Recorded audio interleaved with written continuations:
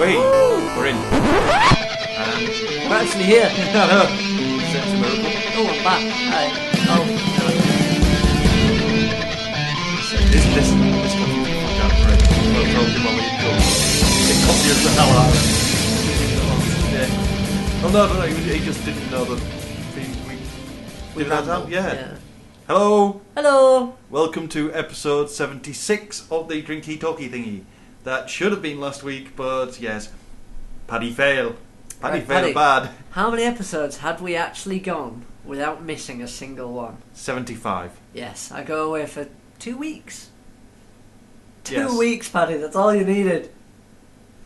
Right, fuck you then. I'll be honest, when you go away, it's so going to get missed, but that's not the point. That would be the difference. I'd need to actually have a holiday. Yeah, fair point. I still remember the last time you left me alone to podcast, and all I did was speak really, really quickly and go, so often. Yeah. And to say often, I think it was every other word. I'd go, moving on. It was fun. Anyway, yes, Gow has been on holiday, and you want to tell him? I'm engaged. Yes, he finally found a woman willing to put up with him, and he's finally going to get to wear that nice white dress he's always wanted. Yeah. Somebody actually played a cruel joke at work, because everyone at work, not everyone, but the people I work with kind of knew I was going to do it. And somebody just said, Dan's proposed, and she said no. And everyone kind of went, oh God. And then the person decided to let him know after about 5 minutes. Thought it was a bit cruel. One person didn't hear. So there's one person wandering around. One person actually thought that she'd said no, felt terrible all day, was like pretty much fretting over it constantly. Well done. That guy earns my respect. I just thought it was hilarious. It's absolutely brilliant. But anyway. And I'm here, but I am not here mentally. My work made the mistake of holding a release celebration for its software on a Thursday night. It also made the mistake of allowing me a way to get free beer. And now Paddy's talking like this. Yes. You're totally a news presenter for a second. I know. Build up quickly and then go low. Sorry.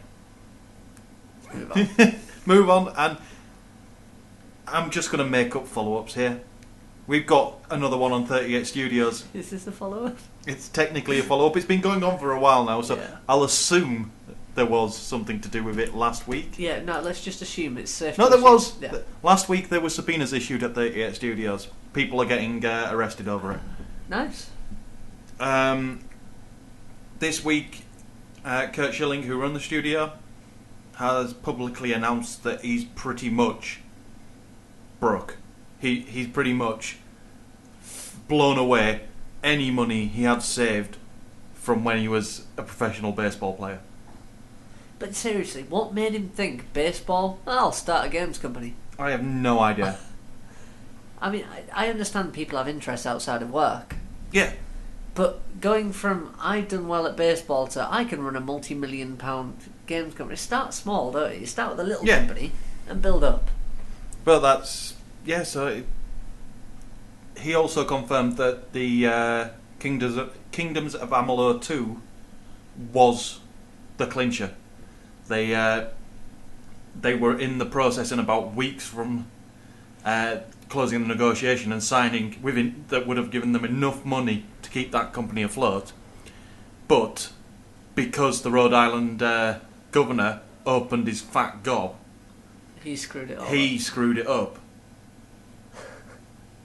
Their exact reason for pulling out of the deal was said to be what that governor said. I still don't understand where all this money's kind of gone. It's gone into paying the staff because they hired too qualified staff. It's just, if you can have too qualified, but yeah, they got the best of the best, and unfortunately, the best require paying, and they require paying a lot. I mean, that is redonkulous, though. And it was it 70-odd million? Well, $150 million in debt apparently. Yeah. And the taxpayers are going to pay $12 million annually. Yes. That's bad times. But anyway, so glad we don't lend to people ever. No. just the European countries. No, we aren't. Yeah, we are. Right. Moving on to this week's stories, because we also don't have a talky thingy. I have not prepared for this podcast whatsoever. You've had 2 weeks. I know. Think of a talky thingy. I'll think of a talky thingy while you talk about the Nexus tablet. Oh, I can think of a talky thingy based around the Nexus tablet, which Go on, then. coincidentally is our next story. Yeah. Well, tablets. I mean, let's face it. The iPad's the only one that's done it well. Yeah. Can anything topple it? This. Can it though? Because the reason tablets Market, fail is because of content. and the Android marketplace is actually getting quite content rich now. It is, but it's still a sea of shite. I know the No, iPhone there's a lot of shite in there, but then there's a lot of shite on the iPhone marketplace. Yeah, probably more actually. Yeah. There's a Oh well, fair point. But the Nexus 7 is, Google announced it yesterday. It's their answer to the Kindle Fire. So it's a 7-inch. Is a 7-inch tablet big enough? How about that one? Yes. Ah. Carry on. It's a. Have you got a Kindle? I have a Kindle. Is that big enough? That's not 7-inch. It's about 7-inch. It's not much. It's not much smaller. Is it? Yeah. It might just be the big trimmer on the edge. Yeah. that It's makes it the feel... trim makes it feel a lot smaller, but the actual body of the thing is just under 7-inch, 6.5, I think. The Kindle body. See, I'm stuck in this limbo now. I don't own a tablet because I can't justify it to myself. Yeah. So I'm always going to be anti-tablet to basically to prove myself right. to stop me buying a tablet, I have to be anti-tablet. But yeah, Amazon went out and created the Kindle Fire, which was a tablet, and they put it on the market at a rock bottom price, a ridiculously low price, $200. They never brought it over here to the UK, which is why I think they're a bunch of bastards. Yeah. Because I've wanted one all along. The Nexus 7 is Google's answer to that. They're putting their own they're putting Android on it, naturally, because it's their operating system. It's going to be their flagship for their operating system, because they're putting Jelly Bean on it. But the best thing is the hardware spec is pretty damn good. They've got the Tegra 3 processor for graphics. They've got 2 gig of RAM. It's made by Asus, which It's I thought Asus. is an odd choice. Yeah, but they've got prior in tablet space. They have, but let's face it, Samsung are one of the biggest partners with a lot of experience, and they have the Note, which is pretty damn successful. They own Motorola. Yeah, but they didn't buy Motorola until well after this. This has been in development for quite a while, clearly. But yeah, anyway, quad-core processor, 1280 by 800 resolution on a 7-inch display, pretty good. Tegra 3 graphics chipset, front-facing camera, 9 hours battery life. But here's the best part. Price. 8GB model will set you back $199. 16GB model will set you back $249. To translate that into real money, and fuck me, Google have actually translated it into real money, not just put pound symbols in front of it. The 8GB model will cost the UK £159. 16 gig, £199. That is, well, this blows open the marketplace for tablets. It's ridiculous, isn't it? This is what I mean. It's the main barrier to entry is price on the tablets. The reason Apple did so well, the reason you're going to shell out that much when they were all at £400-500. What are you going to pick? Are you going to pick the untested Android tablet, or are you going to pick the one that's been proven to work? I'm thinking more longevities.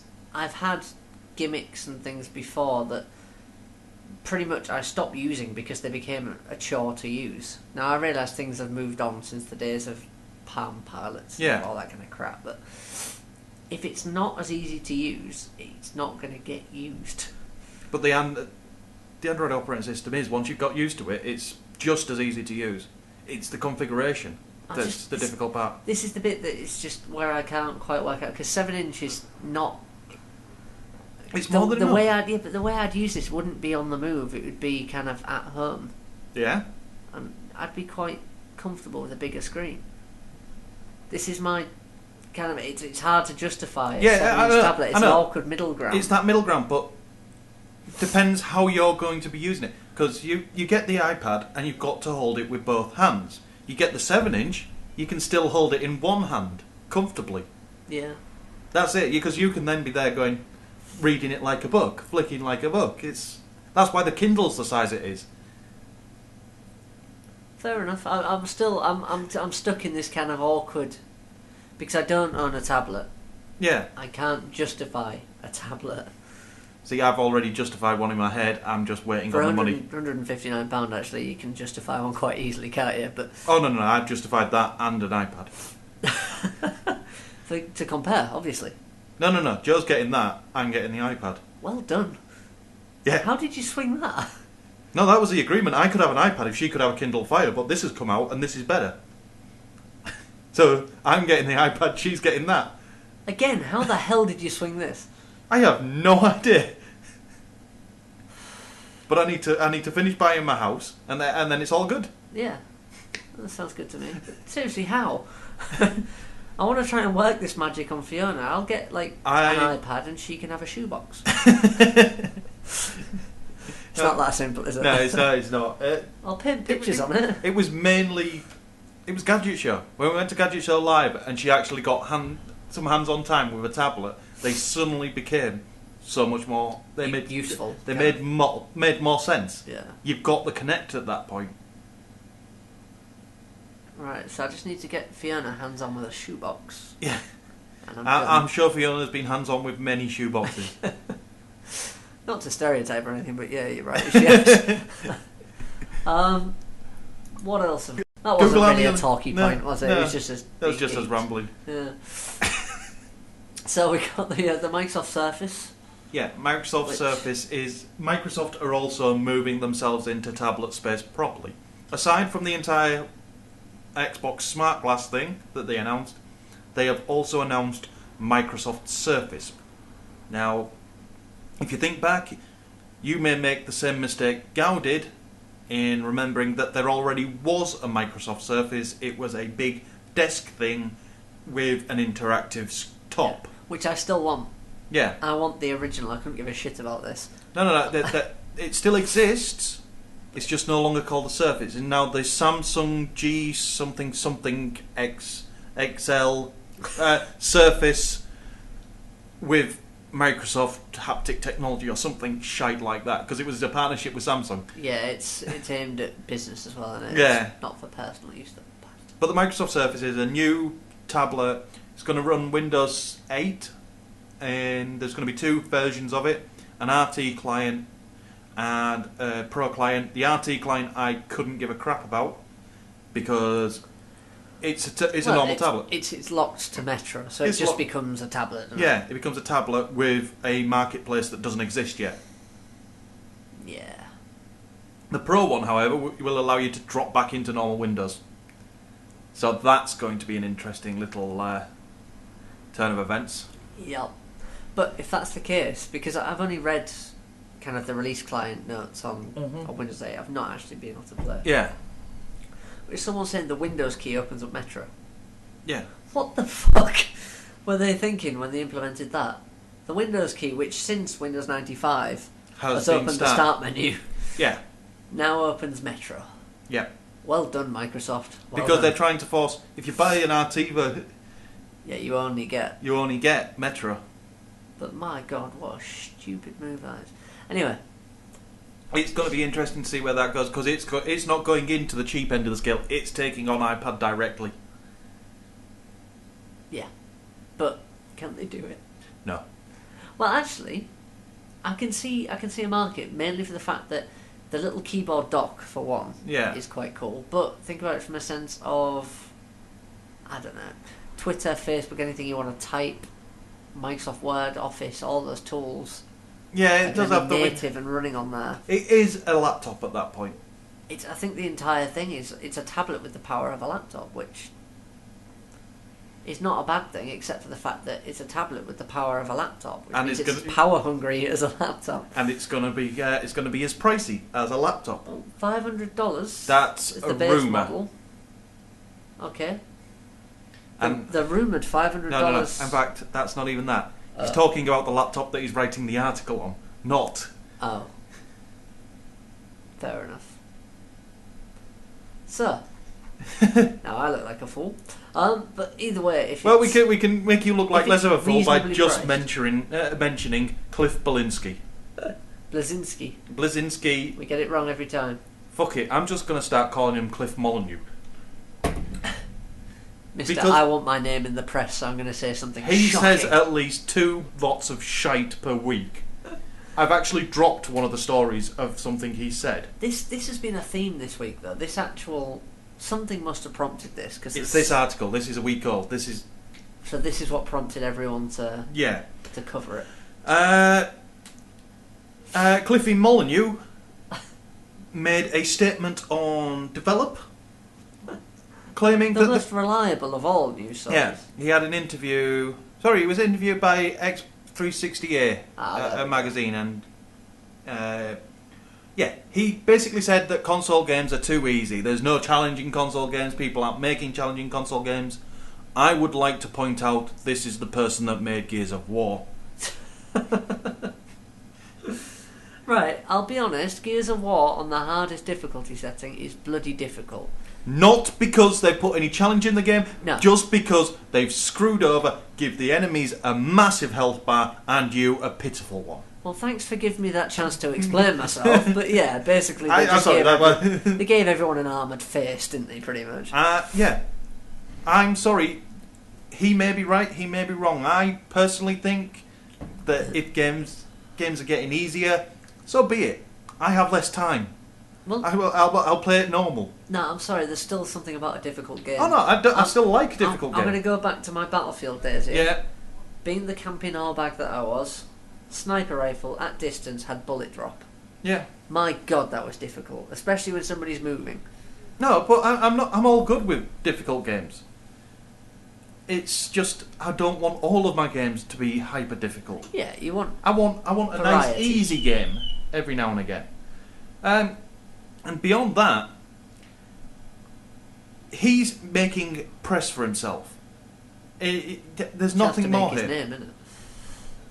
If he really wanted games to be more difficult... I just said a chance to make his name. He's already made his name. Unfortunately, he's now tainting it. Yeah. If you really want games to be more difficult, stop fucking making easy ones. Simply, to put it simply, put your money where your mouth is. Because Bioshock Infinite is going to have the 90s mode. Yeah. That you can only get to through a button combination to make sure that nobody accidentally goes into it unless they intend to. That's going to be fun, isn't it? Yeah. I say fun, I mean really fucking tedious.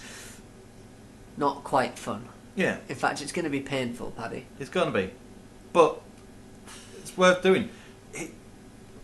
Actually, interestingly enough, on my flight, on this, the silly game things you get on in flight, which I found out you could chat to people. I found out 5 minutes before the end of the last flight that there's a chat program built in, so you can actually talk to other people on the plane. Did not know that. But anyway, there's a game, like the old arcade spaceship. Yeah. Collects stupid power-ups that fire bullets in every direction, and it basically looks like an acid trip on the screen. Yeah. And you're supposed to dodge bullets. I miss games like that. Yeah. Because I was sat playing this game and I didn't last longer than 5 minutes once, but I just kept playing it. Because there's something about trying to dodge 6 million bullets coming at you at once. I can't remember the name of one. There's one of them that's a bit better than that. You're actually playing the game backwards, so the aim is to do all of the things backwards. So you're catching the energy blasts.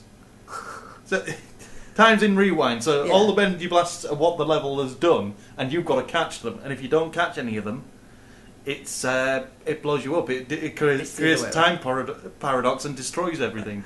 Basically, the idea is to hurt yourself in that game. Well, it's not hurting yourself because you're undoing.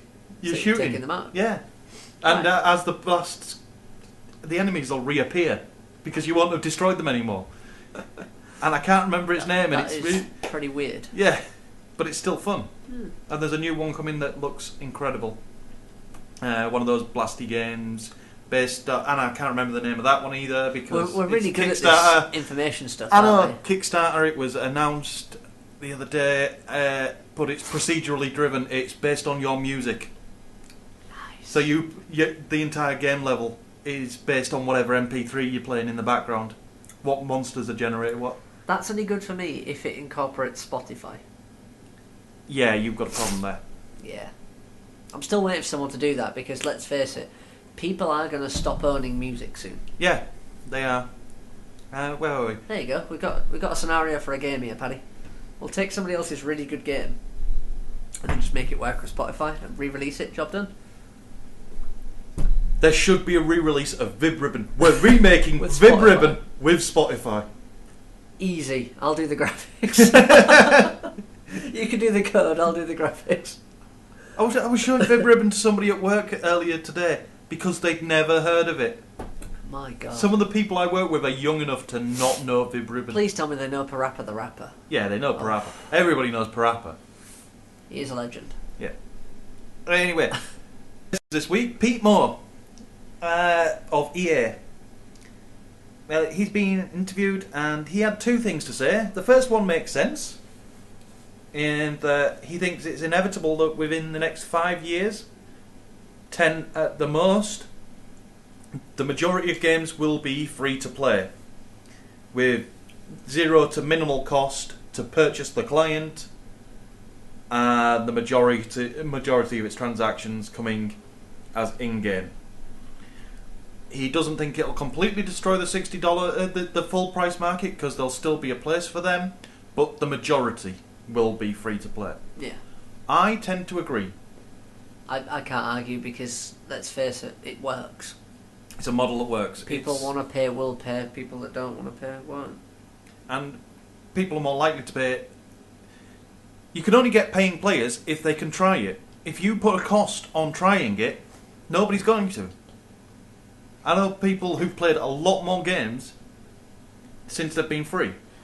His analogy works really well. He's saying about if you want to go into a shop to buy something, you go into the shop, you look around, you pick something, then you buy it.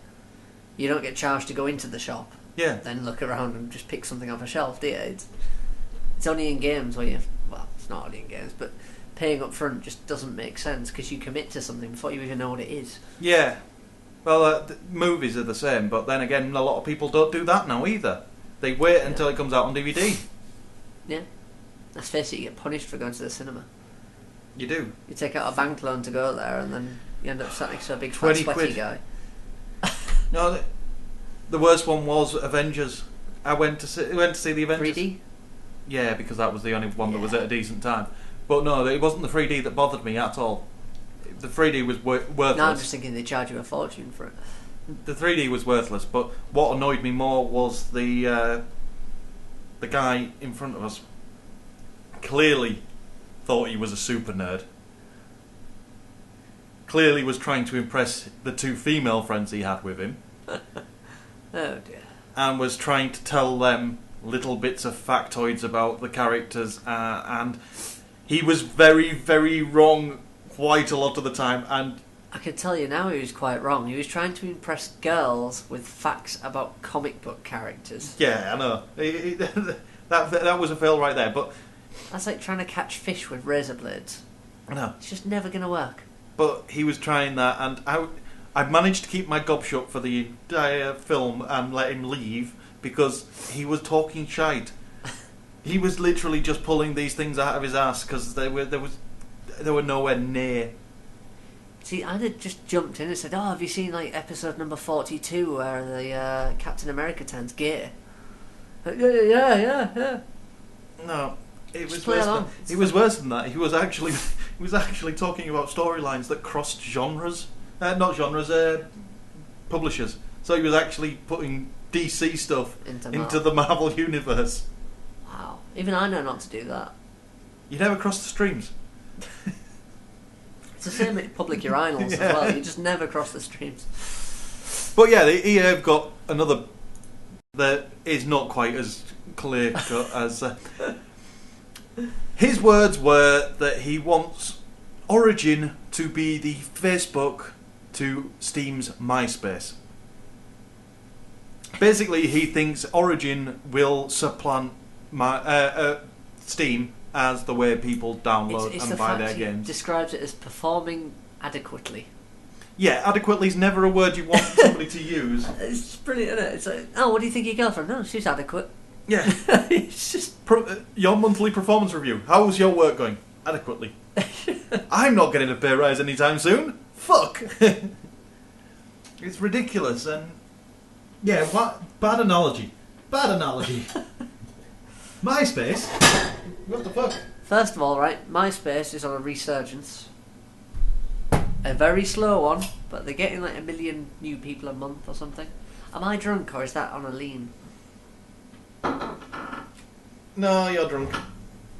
No. Oh no, your bottle's tilted. Yeah, my bottle is on a lean. Right, that's fine. As long as I'm still sober enough. Yeah, either way. Using MySpace as an analogy is just a silly idea. Why is your dog staring at me as I pour beer? I don't know. I've never seen a show an interest in beer before. I feel like I've done something wrong.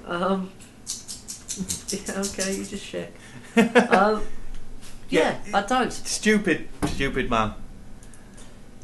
And Valve have got their own interesting things to say this week. They have released two things. Two things have come out of Valve this week. The first is Portal 2 Teach with Portals. They are giving schools a specially rigged copy of Portal 2 to allow, well, just... Basically to make up puzzles and figure out how the hell to solve them. That allow teachers to use games to educate kids, and it's something that not just Portal should be doing. More games. Fuck it, Professor Layton. Put Professor Layton in schools. Brain training. Anything like that is just... As you get older, you appreciate them more, don't you? Yeah. I wonder if as a kid you'd actually find them. Saying that, I still have memories of I had games on my PC when I was a kid for learning. Yeah. And I remember I would only pick out the games I enjoyed, obviously. Yeah, obviously. Because if you don't enjoy a game, you just don't play it. But I used to play them religiously. Yeah. And it was like teaching me simple things like maths and... But I really enjoyed it. Yeah. It's quite depressing when you think back. I played educational games. And I did as well. Everybody did. Yeah, You just don't realise you're doing it at the time. that's it, back when we did it as well. They were blatantly educational. Oh yeah, they were very clearly educational games. But now... But now we've got Portal 2. Portal in school. That's it. Lucky... Wait, no, the kids are already spoiled. Give me Portal. You've got it. You just have to fucking play it. Oh, yeah. Give me free time to play Portal. See, I don't understand why kids deserve this crap. Why the hell do they get no, iPads? it's quick. I saw a picture this week of the 3 stages of life. When you're a kid and want to do something fun, you've got no time, no money, but lots of energy. Yeah. When you're an adult, you've got the time, the money, but no energy. Yeah. Sorry, you've got the money and the energy, but no time. Yeah. When you get to old age, you've got the time and the money, but no energy. So what you're saying 3 stages of life, we're always fucked. either top ourselves now or get rich. Yeah. I think I can manage that. I'll get you a knife. Yeah, everyone...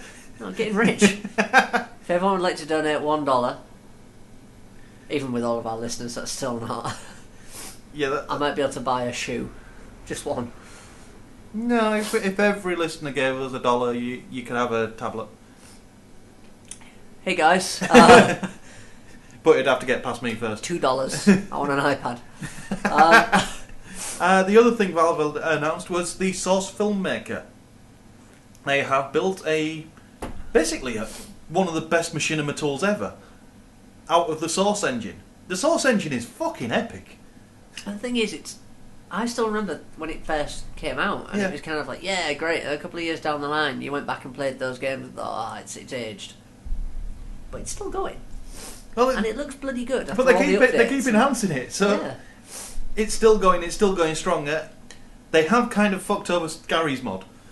Just a little bit. Just a touch, because it's doing everything that Gary's mod can do better.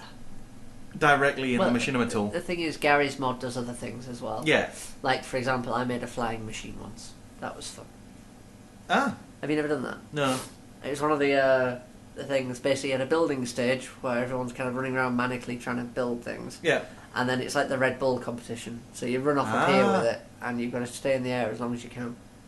Which is good, because obviously you've got up, down, left, right, and all you've got to do is get enough forward momentum and then try and keep it upright and balanced. Yeah. So basically you've got a plank with a firing thing in each corner, and you've got to keep it balanced. Sounds easy. Yeah. Yeah, mine pretty much just flipped straight away landing on my head. Well, yeah, but it's good. The Souls Filmmaker, I'm going to be downloading it, I'm going to be playing with it, and I have one goal for it. I want a video version of this podcast, I want the Source engine to generate the video and lip sync us, because it can be done. But surely we have to tell it to lip sync. Yeah, but you just Supercalifragilisticexpialidocious. Good luck. I just want to see what it can do. Because I'd like... yeah. I want to see just that bit. I want to see a Source... It's pretty much just going to be saying rhubarb, rhubarb, rhubarb over and over. Yeah, awesomeness. And the video they used to promote it as well is awesome, pretty sweet.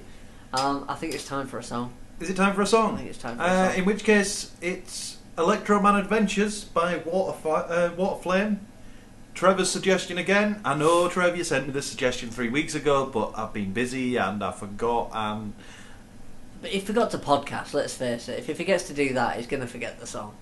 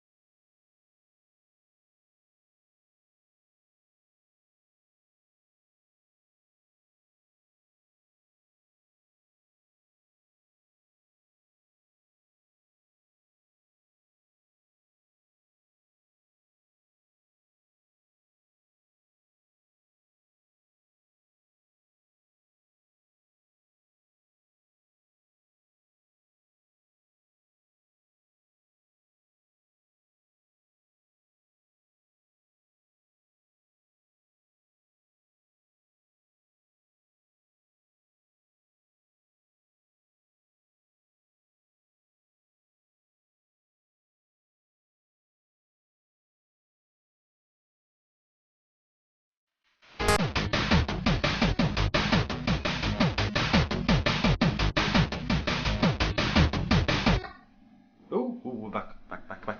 Hello. Hello. Next story. Religious story.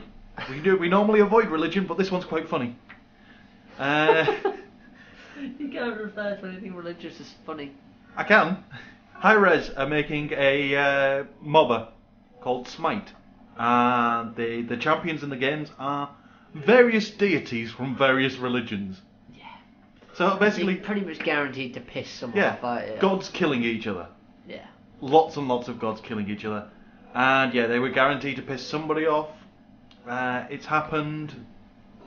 The people that have picked to be offended this time are the Universal Society for Hinduism. Because there's Hindu deities such as Kali and Agni. They say controlling and manipulating goddesses and other Hindu deities is denigration, as those deities are meant to be worshipped.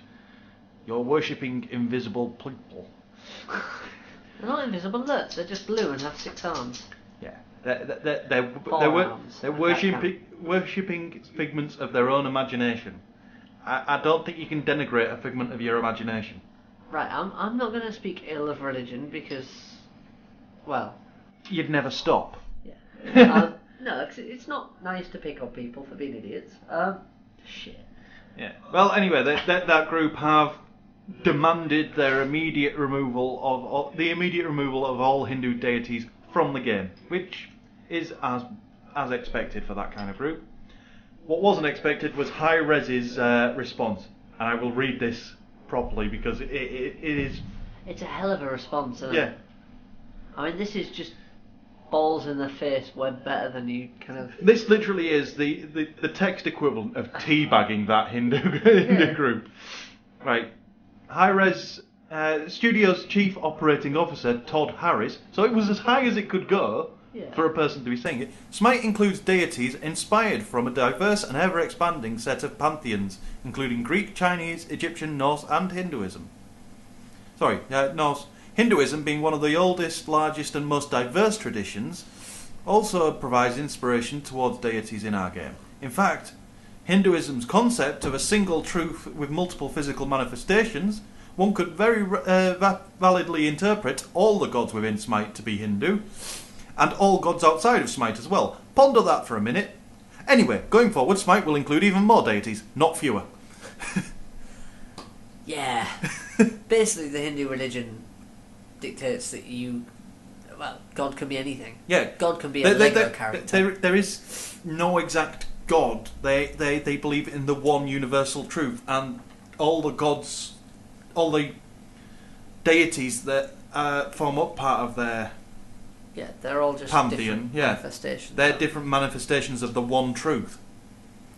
So, yeah, literally that little toy lion that you're currently playing with could be a Hindu deity if it wanted to.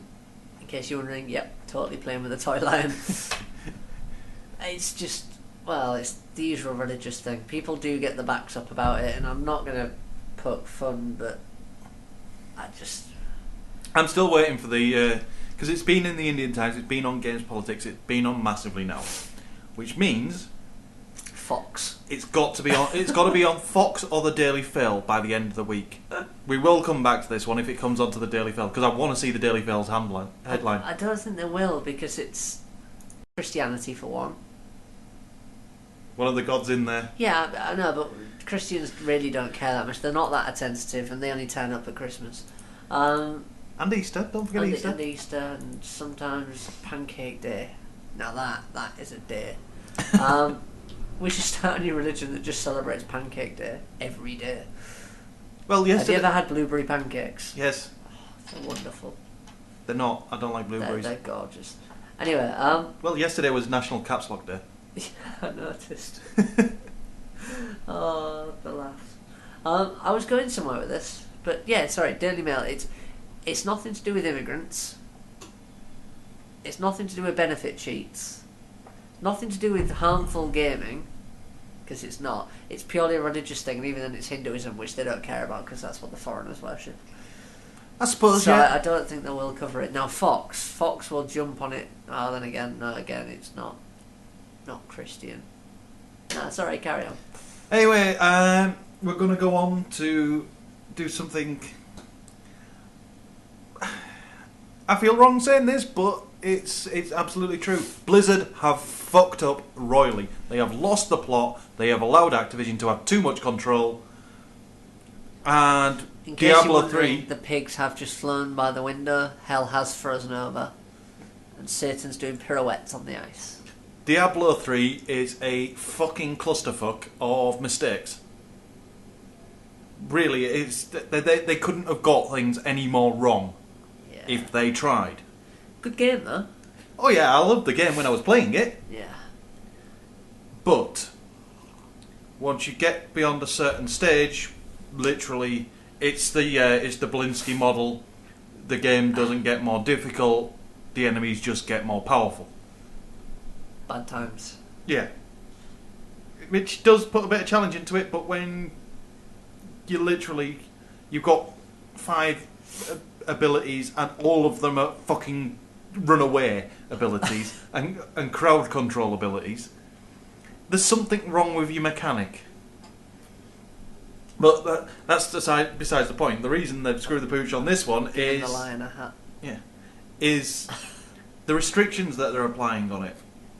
Now, for the digital edition, they added a weird new restriction this week, where if you bought the digital edition, you would be locked out of the game. The Lion King. No. You would have your game frozen. Not frozen there. Stop. You would be put in the starter edition, so you won't be able to get past the Skeleton King, and you wouldn't be able to get beyond level 13 for the first 72 hours until your credit card was validated as not having been stolen. So they had a valid reason. They're arguing a valid reason, making sure there's no fraud going on.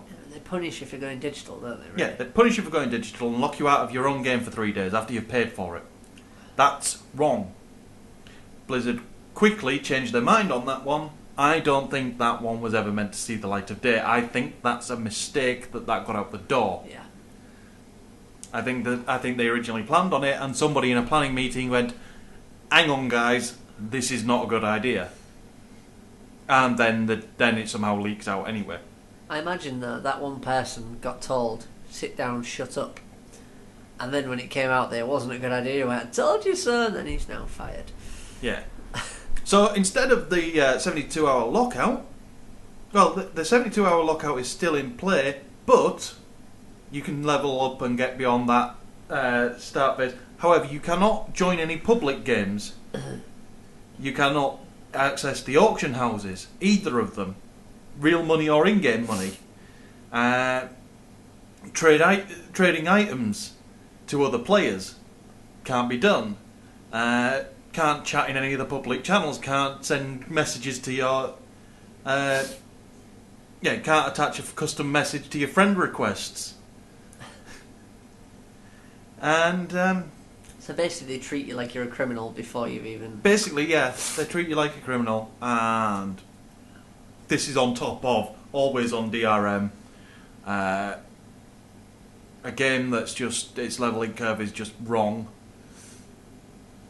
It is pretty much how not to make friends and alienate people, isn't it?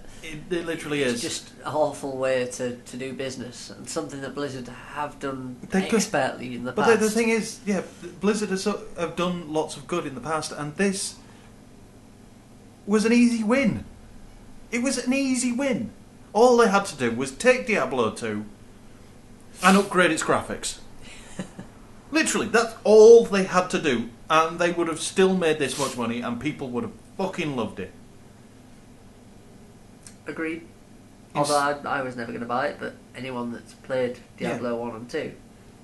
And instead, they put on DRM.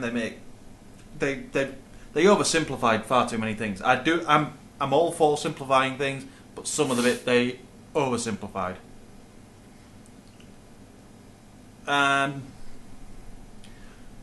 Yeah, that's them how they fucked it up. It's a bit closer. Yeah, it's me ranting, but it's a game that's been eagerly awaited for years now. I've been waiting for it, and it's screwed up. Anyway, I'm not the only ones fucked off. The entire Korean nation, if you believe the internet, is also dissatisfied. Oh, the Koreans are pissed off royally.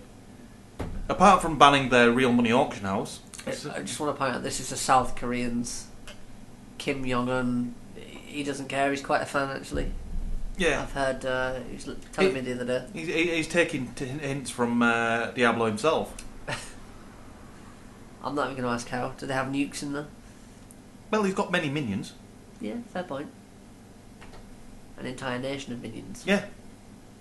Anyway, yeah.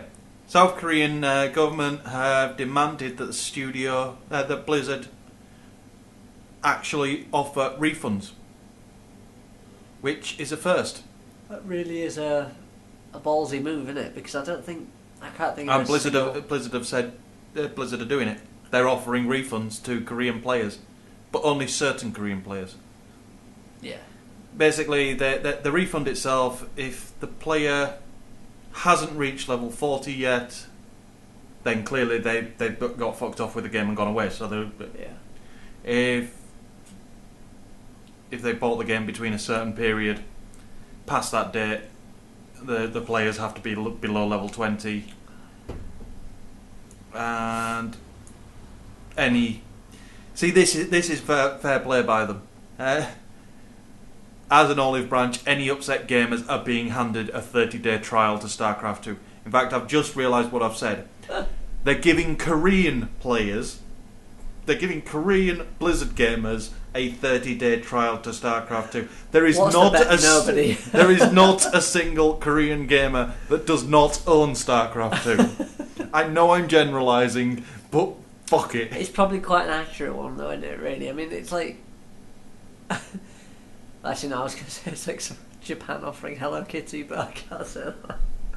It's just Koreans pretty much make the game. Yeah, they are the pro. They are the pro gamers. Yeah. So. I don't think there's a single. It's a kick in the face, isn't it? Really, it's just harsh. But it is telling that they've been forced to make this step and offer refunds when their policy previously was no refunds. What's going to be more interesting is what the outcome of the German and Italian lawsuits are, because they're looking at them in the same... People aren't happy with Blizzard, are they? No, they're looking at them for the same reasons. If one of them goes against Blizzard, I think instead of offering a refund, they're going to make the decision that they should have made before they launched the game. Fix it. And take out the always-on requirement. Yeah. They did it for StarCraft 2, they can do it for Diablo. Agreed. I wouldn't even mind if my games, if I had to play two separate characters, one an online character, one an offline character. I'd at least have the fucking choice. That's the worst thing in it, just not having a choice. Anyway, ranting. Yeah, I'm going to stop now. Oh, it's Terror again. I tell you what, you rant. I'm going to go. Well, Terror, it's a very quick one. Eve Online have Plex, and I've tried to explain that numerous times in the past. Now, the people that helped them make the Plex system have been working with Bluehole Studios and have made the Chrono Scroll system. Now, it's a very similar idea. Players can buy Chrono Scrolls with real money. They can then sell them in-game to other players for in-game currency. It basically is a way of screwing over the gold farmers, because why would you pay money to a gold farmer to get gold when you can just pay money to the development studio and then sell the item in-game? It's quite simple. It's really. an effective way of doing it. They are coming into the game in the next month. I wonder how you introduce this, because not having them and then suddenly having them, it's going to kind of screw things up a bit, surely. Well, no, because players have to buy them. So it's basically like a cash shop item. And people are going to go out, buy them in the cash shop, and then sell them in-game for in-game currency, and that's it. It's not adding it. It's a second layer of currency at that point, so it's not going to detriment the economy, because people have. It's been a few months now, so people have stockpiled a shitload of gold already, and I would happily try. If I had more time, I would not have any problem with farming shitloads of gold to keep my Terra subscription alive if I didn't have to actually pay the actual money. Yeah, I suppose it'd be nice, wouldn't it, just to be able to play a game, to fund playing a game. Yeah. I don't class MMOs as playing games, but we've been through this before. Yeah, we're not going to get into that argument, but it's worked in EVE. That's the thing. There are players in EVE that have not paid a cent since the Plex was added. I just worry because EVE is one of those games where the players there really are the hardcore players. They are the elitist kind of. Yeah. I don't. This is what they're rolling out something that's quite high level into a game, which is. But no, this is something that could be put in any MMO. An item that can be used to get a subscription time. People can buy them and sell them for in-game currency. Then you've got the best of both worlds. You've got a free-to-play for anybody who wants to put the effort in and play for free. Yeah. You've got the income from the people who want to pay the little bit extra. And you've got the subscription from the ones that just don't give a shit. Fair point. It's the middle ground. Yeah, it's basically 3 different pricing models, but for. I'm still waiting on one MMO to do. One MMO needs to do my payment model, which is. Paddy plays for free. Well, no, there's many. There's a few MMOs that do Paddy plays for free, but that's because I used to review them. You just ask nice and you say, "I'll give you a good score." No, never offered a good score. You should. You get treated like a king. I know, but no. Like my little lion friend here. Yes, you. It's King Lion. I'll take a Carry picture on. of it. Come yeah. on. No, I want an MMO where All Points Bulletin was going to have it. Where you buy hours. So you buy the time that you're going to play it. So you pay you pay your £9 subscription, and that buys you 1 month's Worth of hours, and you buy another month's worth of hours when that month runs out. Yeah. Well, whether that's within the month or that would in work 3 for months. me because I don't have time to play that many games. So. But knowing that you can jump into that game because you've got. Because you wouldn't even buy a month's worth. You wouldn't get 24 hours for a month. You'd get 12 hours a day. So. Even then, that's a lot. That's a lot Yeah. for a game. Because you've got to assume that, on average, most hardcore players will only spend 6 hours a day in the MMOs. Sad bastards. Yeah, I know, but your Sorry, I average. was just insulted Yeah. because I'm sure at some point you've put 6 hours a day into it. I know I have in some games. Yeah, I can surpass 6 hours by quite a large margin. And I may have played the. It's fine if you've got time off work, you can do that. I may have been at university and I may have done a 48-hour stint on World of Warcraft. Oh, lucky to have you here then, really. Yeah. Anyway, this is a system that I like, so it's time to talk about the Wii U. I like the Wii U. Wii We've U! got a lot of Nintendo stuff, haven't we? Yeah, because Nintendo, like a lot of game studios, seem to be sacking off E3. They've given shitloads of information out since E3. In fact, they've said more since than they did at. Yeah. Which is great, really, because it's just all attention on them. Yeah. Which you can see why they didn't go to E3. And they're not going to Gamescom. Again, think about it. You've got all this dump of information that nobody stands out. Whereas if you just release in the quiet time, captive market. Yeah. You're all by yourself, aren't you? Well, a few people have been talking this week. Nintendo Europe's Laurent Fisher. Can't. It's Lauren. He's pretty much confirmed that if you're expecting Twitter or Facebook to be part of the new improved online services that the Nintendo Wii U is going to offer, keep expecting because it's not going to happen. And I did kind of question this at first. You made quite a clear point. Yeah, the same point that he made. His words were, I have 3 devices permanently doing the Facebook and Twitter already. What's the benefit of the Wii U doing it also? And your argument was? Well, basically, that it'd be nice to have it kind of, hey, I'm playing this game, but as you said, Raptor does that. Yeah. the answer to that is Raptor does that, and how far are you on average from your phone? Yeah. That does that, and does it better? My ideal scenario is something that doesn't actually exist yet. Yeah. I want to go online, and I don't want it to spam my wall, because nobody actively watches a wall. No. But it'd be nice if it told my friends I was playing a game. But the problem is, where would it tell them? Because text message is too much. A notification on the phone might be alright. Yeah. There needs to be something that ties it all together, because currently it's like when you're online now, I'm on my PlayStation. If I'm watching a movie or something, granted I'm not going to come join you, but I now know you're playing a game.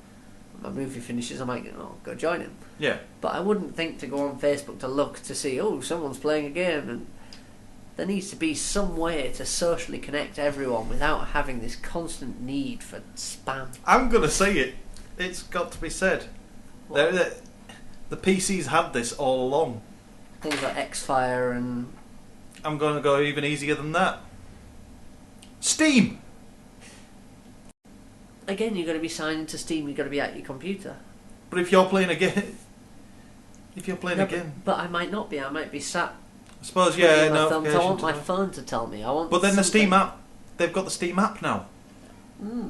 Which can do that. Fair enough, but now it only works for Steam games.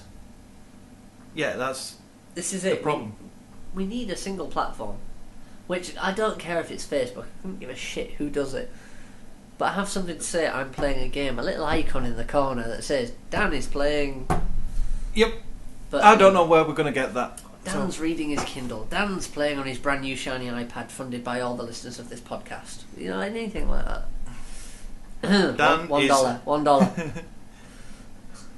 Funny enough, that's what they kept shouting at me in Thailand. $1. Seriously, they make that noise. You walk down the street, they go...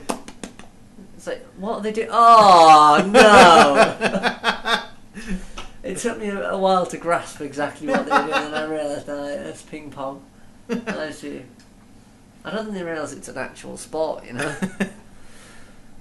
Anyway, you got the Wii U news. Crytek have popped up.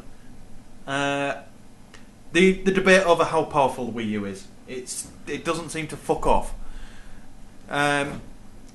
Lots and lots of people saying it's not all that powerful, and the Crytek director has popped up and said, well, it's powerful enough.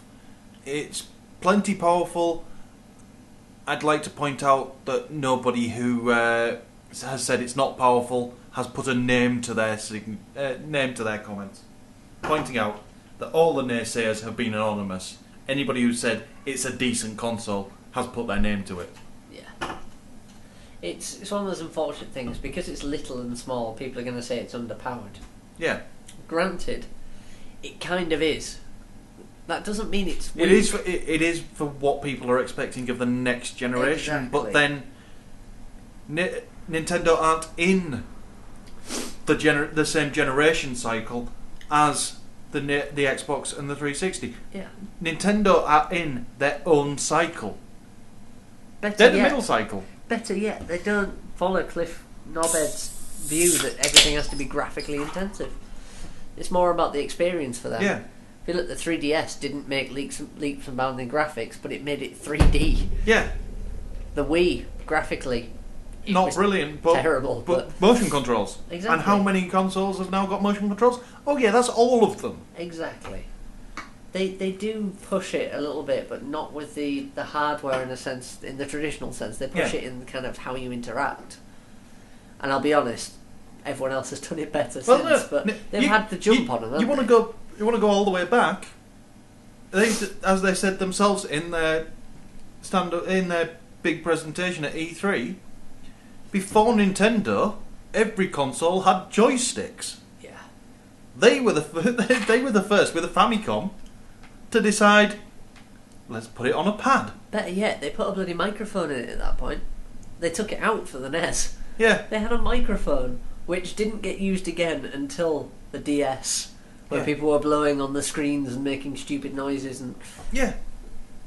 I mean, that's how far ahead they were. But they were the ones that switched it to the pad, which is now so standard that people don't fucking remember that there was a time that they didn't exist. Yeah. Unfortunately, they did balls it up with the N64. Yeah, they screwed that up. It's like, we have the pad, how do we make it better?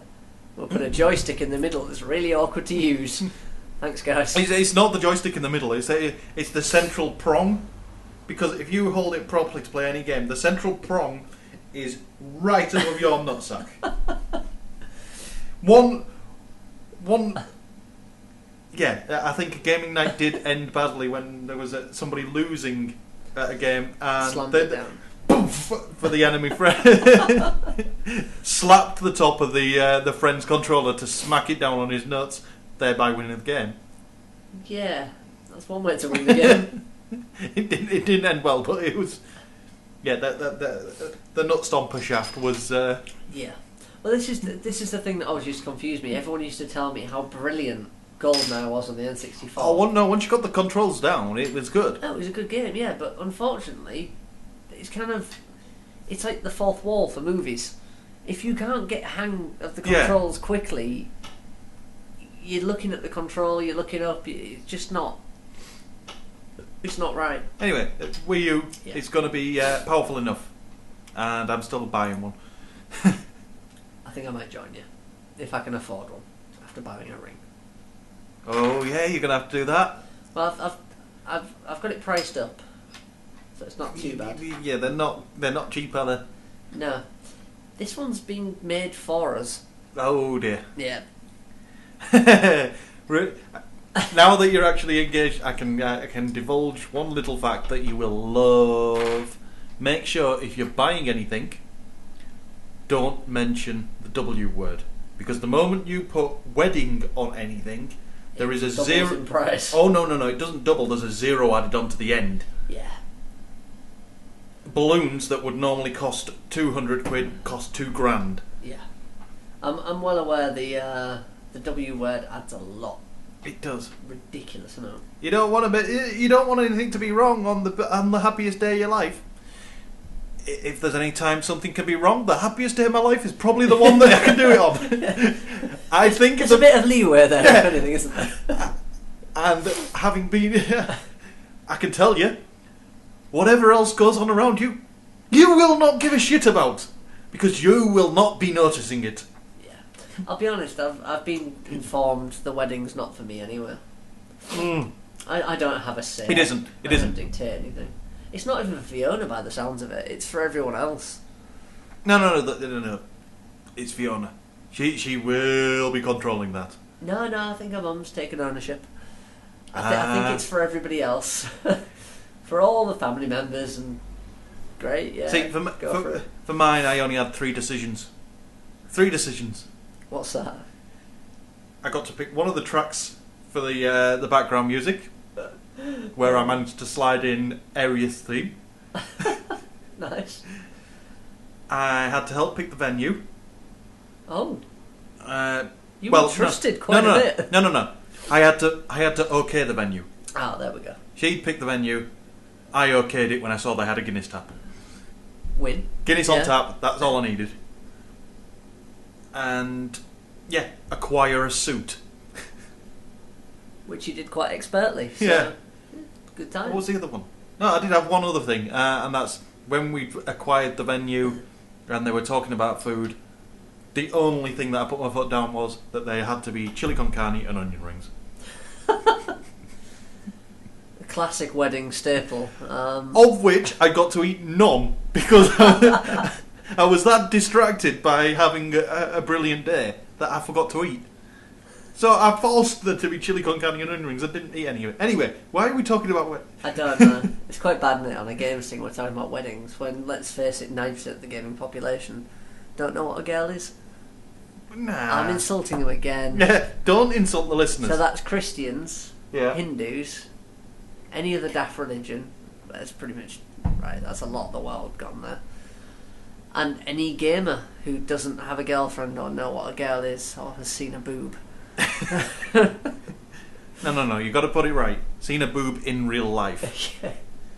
And not looking in a mirror. Oh man, I saw a guy on holiday that had proper boob. I couldn't figure this out because he was. Imagine somebody my build. Yeah. So that's, in case anyone hasn't noticed, skinny little geek. Yeah. Then add boobs. There's a tiny bit of a stomach as well, but mostly just boob. No, that's mid-op. No, honestly, this was a Western person, not a ladyboy. And probably still mid-op because a lot fly over there to get it done. It looked like some poor lad that is just unfortunately put on a bit of weight in just the wrong places. Right, should we move this back to gaming and they flapped and everything. It was just stop talking about the moves. So Nintendo. Other bit of news is they have promised they won't make the same mistake as the 3DS. The Wii U will be launched with a reasonable price tag. So they're not going to do what they did with the 3DS, launch it at a high price and then cut it down to its reasonable price they're afterwards. Not Sony, are they? They cannot get away with it. So I expect it to launch at a reasonable price. I believe him when he says that. What would you say about $220? I'm going to say it's going to go $250. Fair enough. The other thing they've announced is the 3DS XL. Yep, it's a bigger 3DS. I don't know what more to say here. Yeah. It's made me consider actually buying one at last. Take a 3DS, put it on steroids, and it's the same as the DS. The DS Lite was okay. Well, sorry, the original DS was reasonable. The DS Lite was it's too small, skinny. And then they came with the DS XL.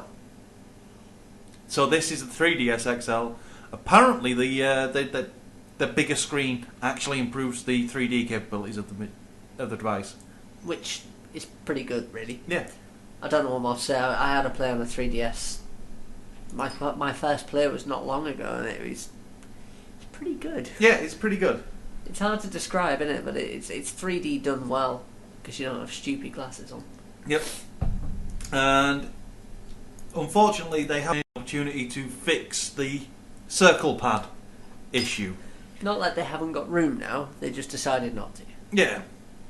Well, yeah, they could have put the because they added that add-on for the DS, and yeah, they should have built it in.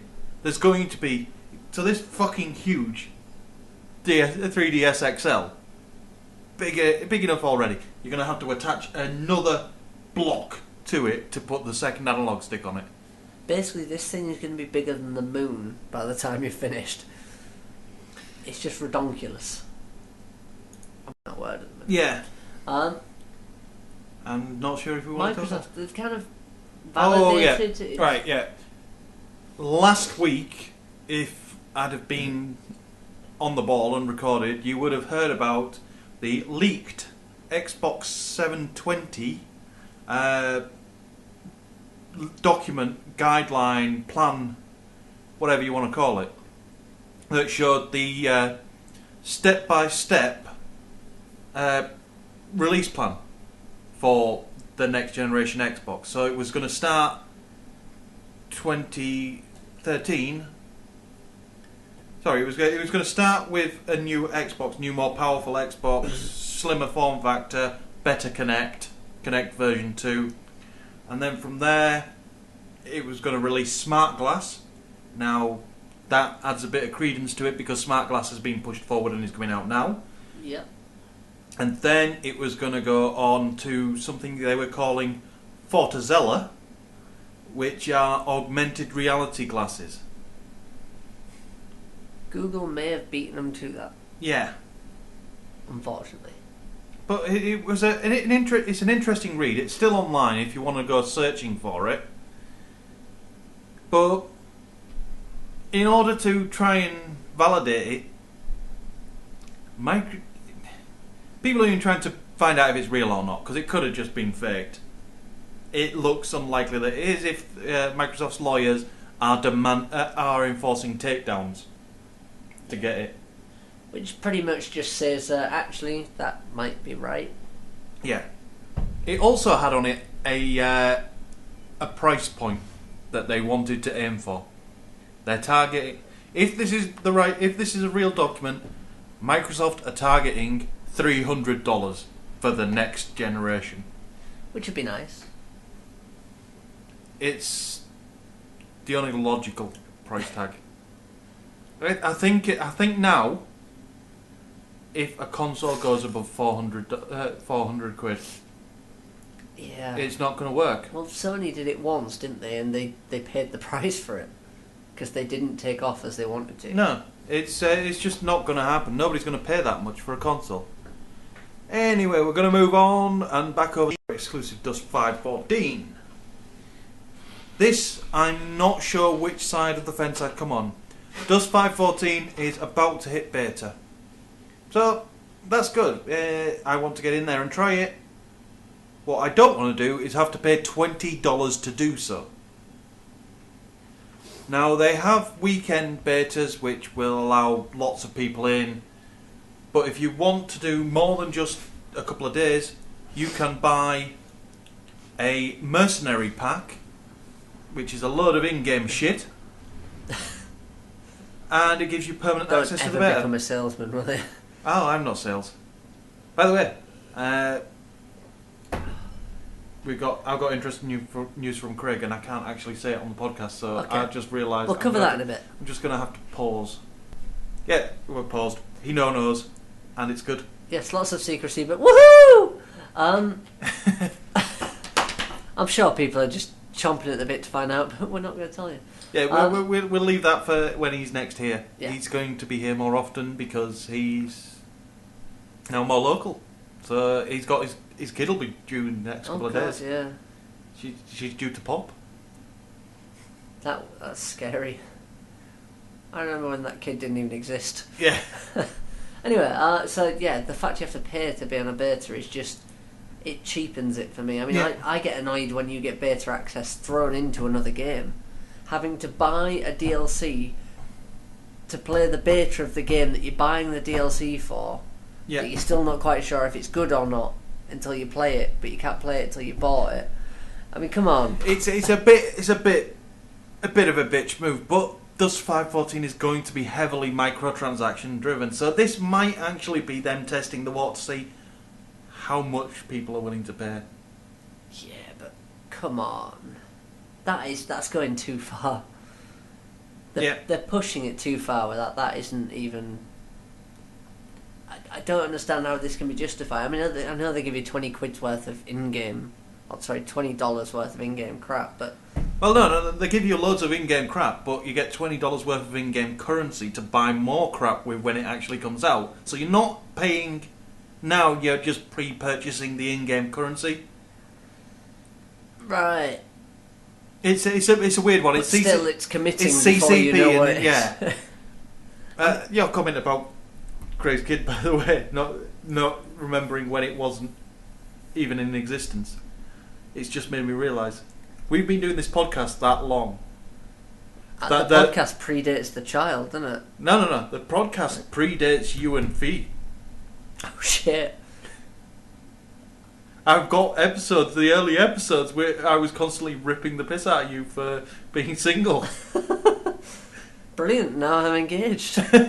Jesus. That was quick, wasn't it? It was. But it works. Anyway, Criterion.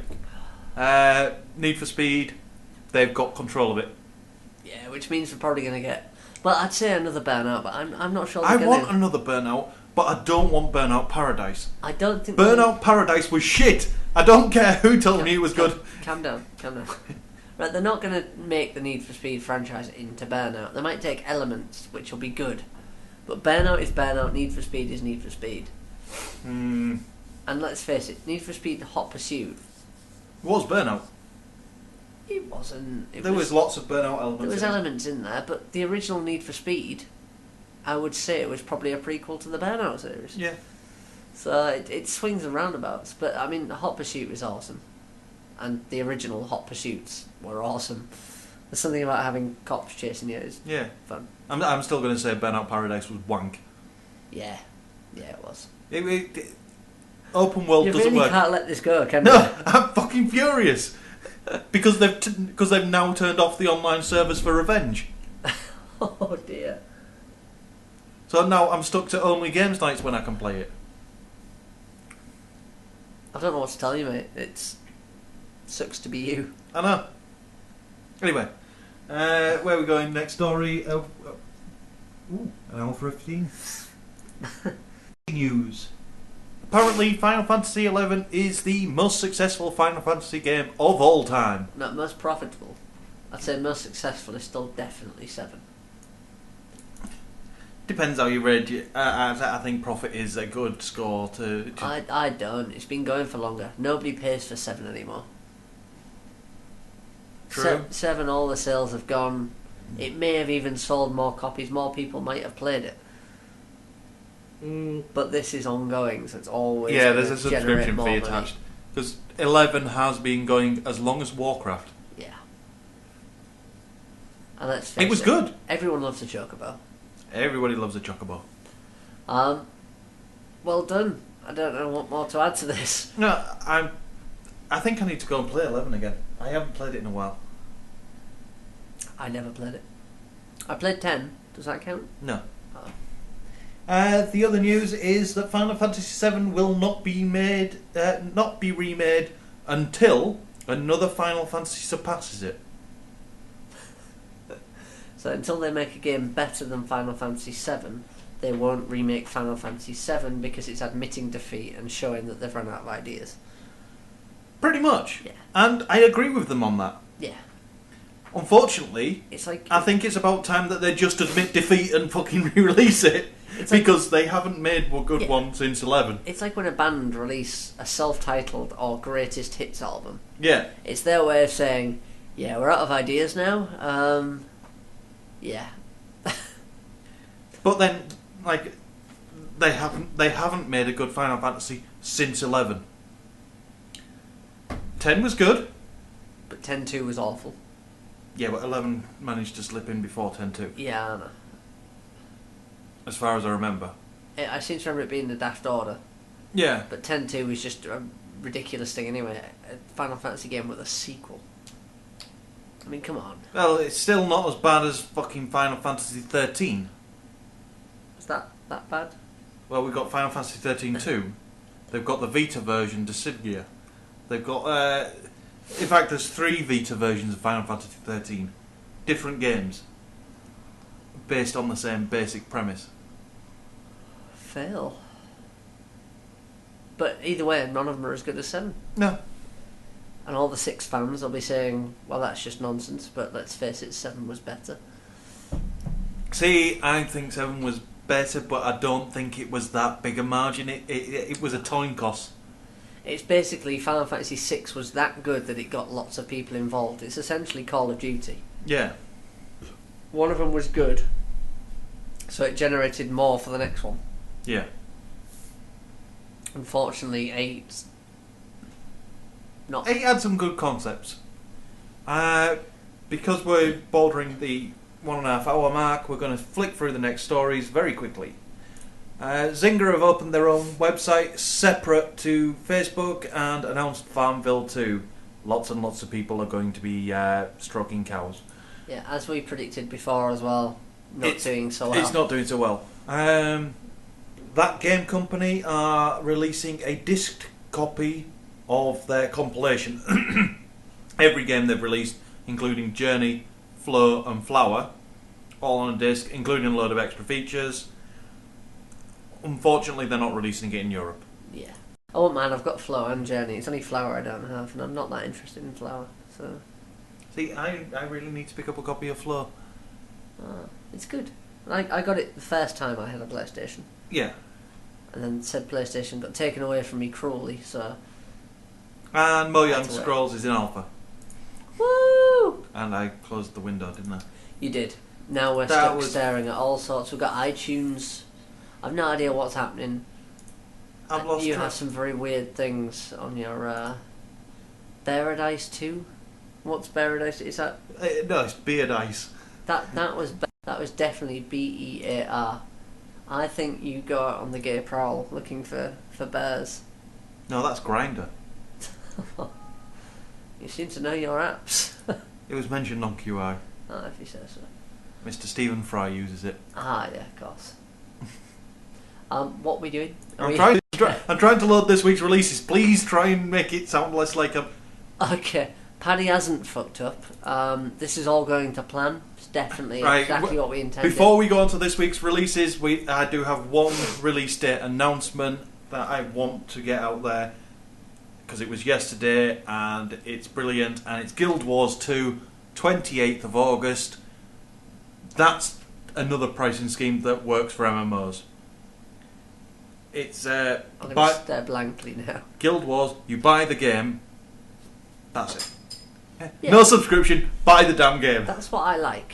That's my favourite. Yeah. So if you're still working on your Hall of Monuments in Guild Wars 1, get a fucking move on. Anyway, this week's releases in the UK, according to GameSpot, is Metal Gear Solid the HD Collection. Woo! Spec Ops The Line. Woo! The Amazing Spider-Man. Woo! Gal making silly noises. Woo! So Derpina. you actually notice I changed pitch quite slightly depending on the review score. Yeah. So, woo! A Tom Clancy game. Resident Evil HD Collection. Wait, Future Soldier. It's for PC, never mind. So it's been out for a little while now. London Olympics 2012. Let's face it, it's an Olympics game. It's not going to surpass Sonic and Mario at the London Olympics. No. Don't even fucking bother. Or the ultimate California Games on the NES. Sonic and Mario at the Olympics is brilliant. It really is. It is. But now, through all this talking, my nose is now running. I'll be right back. Oh dear. The rest of the case. Project Zero 2 on the Wii. Amazing Spider-Man on the Wii, 3DS and DS. Ratchet and Clank collection on the PS3, which does include the original Ratchet and Clank, Going Commando and Up Your Arsenal, all remastered in HD, and somebody else got to review that, and I am very annoyed. You've gone back into your newsreader speech again. I know. And Alan Wake's American Nightmare DLC. You missed off Harvest Moon, The Tale of Two Towns. Oh, the humanity. Let's face it, nobody cares. No. But let's face it, There's a game called Derpina. Yeah, I realise it's Deponia, but the first time I read it, I saw Depina as well, which means we read too many meme-based websites. Way too many. My entire Google Reader is just filled with every comedy image site. I did find myself on the 9gag site today, which I realise is a bit blasphemous in itself, because you should only stick to the cheeseburger network. Yeah, it's got to be cheeseburger. Yeah. But somebody sent me a link, I ended up on there, and yeah, it's not quite the same. And yeah, the rest of the shit that we can't actually show you is screenshots from New Super Mario Brothers 2. They've gone with themes for Mario now. So the 3DS version was the Takuru, the beaver tail thing that made you fly. Yeah. This one, it's gold, lots and lots of gold, lots and lots of coins. Nice. There's an international Rock Paper Shotgun have put up a game called International Racing Squirrels. It is as much fun as it sounds. That sounds like the epitome of the best game in the world. Yeah, you get to create houses and keep your squirrels and train them, and then send them off to race to earn money for you and collect the rent and all that shit. You pimp out squirrels. Literally. Brilliant. You buy and sell squirrels for the racing scene. It's squirrel trafficking. Yeah. Oh, that game sounds brilliant. The Meet the Pyro video we mentioned earlier, that's linked. A link to the Pyrovision goggles, which turn Team Fortress 2 into what you see in Meet the Pyro. Apparently Camilla Luddington has been named as the new voice of Lara Croft. She's reasonably hot. Apparently she was in True Blood. She's like every other Lara Croft. She's a brunette, and she's got a pretty face. But this one's actually been forbidden from actually dressing up as Lara Croft. Really? She's not allowed to take the character, she's only to do the voice. Haha. So that means we're going to have somebody else who dresses up like Lara Croft. It's not happening anymore. Crystal Dynamics just don't want to do that. Oh, thank God. I know. They did cheapen it a bit, didn't Yeah. they, really, with the amount of models dressed up. There's a new Blizzard art book coming, and I'll probably buy it. Although I probably have half of the artwork in my collector's editions already. Hori have released a new PS3 monitor. Which is one of their usual little clip-on things attached to the PS3 and makes you wonder why the hell you would want to attach a little monitor to your PS3. I've never figured out this market. I've never, because you have to have a PS3. Which You've got to have power. Yeah, and at that point, why not just buy a decent screen? Yeah, you're probably near a TV. And there's the storyline of the Lego MMO that's coming up. Lego Universe failed. Hopefully Funcom can do better. Funcom making a Lego-based MMO. Yeah, well, Funcom, they know the stuff. They've got their shit down. Conan did well, right? Conan didn't do that badly. It didn't, but it also didn't exactly thrive. No. They but do Secret good World parties. Secret World is good. Yes, they do incredible parties. So there's good news. Secret World's going to do well, in my opinion. Ultima's still going. I think they learned, didn't they, from Conan? Yeah. And that's it, we're done. I have nothing more to say. We have the Facebook channel, or facebook.com/Drinky Talky Thingy. I have the YouTube channel of the DrunkenGamer 131. We do have a Skype account, which is 8-Bit Alliance, and it does have the voicemail service. However, Skype have fucked that up, so awesome. It doesn't work. Huh. The only way I could make it work is if I set up a forwarder on the 8-Bit Alliance account to forward all calls to my personal account. Because once it's and then record there. Because once it's forwarded, it's fine. Well done, Skype. But we've also got Twitter. We've got Twitters. DGow. D_Gow. Oh yeah, have you not got DGow back yet? No, I still can't get it. Oh well. DrunkenGamer. And 8-Bit Alliance.